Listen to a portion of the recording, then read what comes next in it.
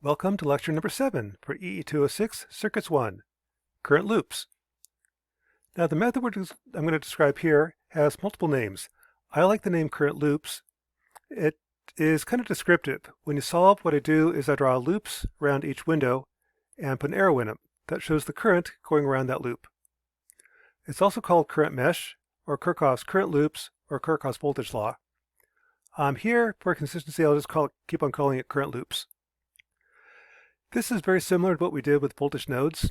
With current loops, again, the goal is to write n equations to solve for n unknowns. In this case, the unknowns will be currents, and the method we'll be using is conservation of voltage. If I go around any closed path, the voltages have to add to 0. So the goal here is to find out what the currents have to be so that the voltages do sum to 0. Now the procedure for current loops is to first determine how many current loops I need. That's the number of windows. If I draw the circuit on a piece of flat paper and then count how many windows I have, here I've got 3 windows, here I've got 4 windows. The number of windows tells you how many current loops I have.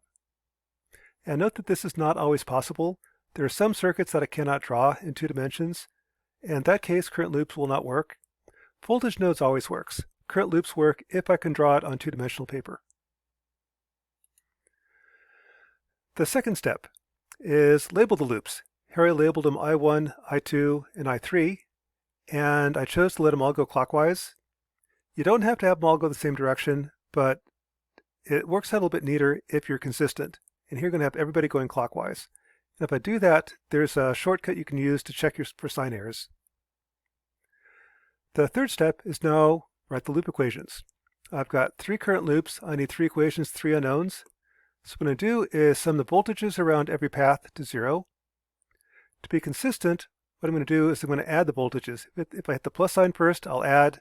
Minus sign, I'll subtract. So here, I hit the minus sign. This is minus 12 volts. The current going to the right will be the current through this wire, which is I1 minus I3. And I'll hit the plus sign first, so it's plus I1 minus I3 times 8, plus I1 minus I2 times 2, and then back where I started, equals 0. And I mentioned about the sign errors. If I keep on having all the currents going clockwise, then to avoid sign errors, I can just check. Around loop I1, all the I1s are positive, everyone else is negative. Around loop I2, I'm going to go up, so it's I2 minus I1 times 2, plus I2 minus I3 times 6, plus I2 times 4, and then back where I started, equals 0. And again, notice all the I2s are positive, everyone else is negative. Around loop I3, I get I3 minus I1 times 8, plus I3 times 10, plus I3 minus I2 times 6, and then back where I started, equals 0.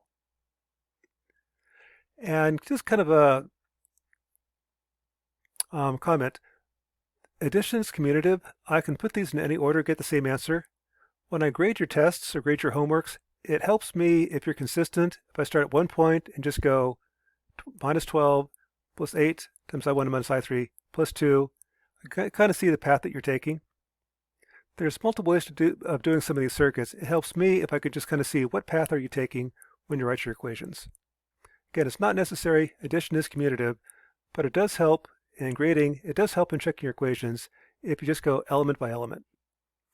Once you've written your equations, I can now group the terms, put in matrix form, and solve.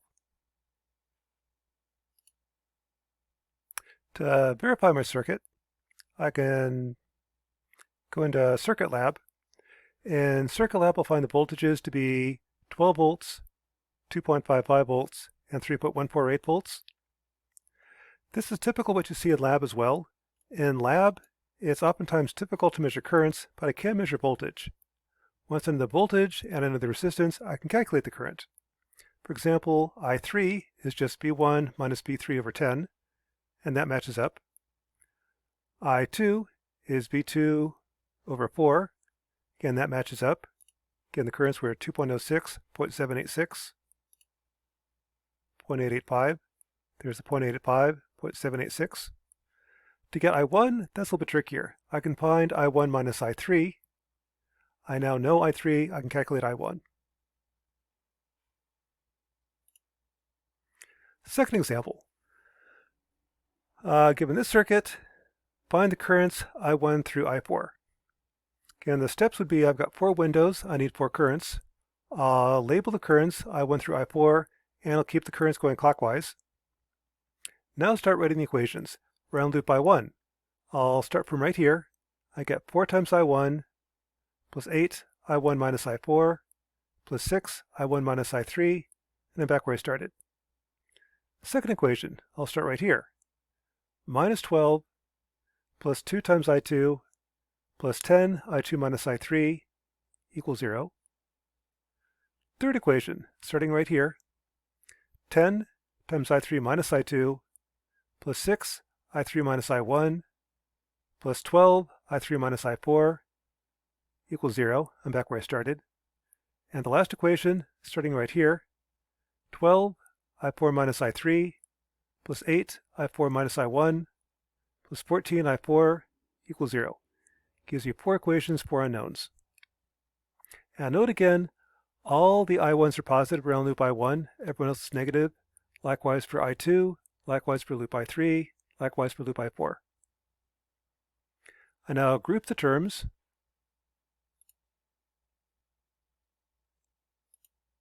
Place the matrix form, and solve.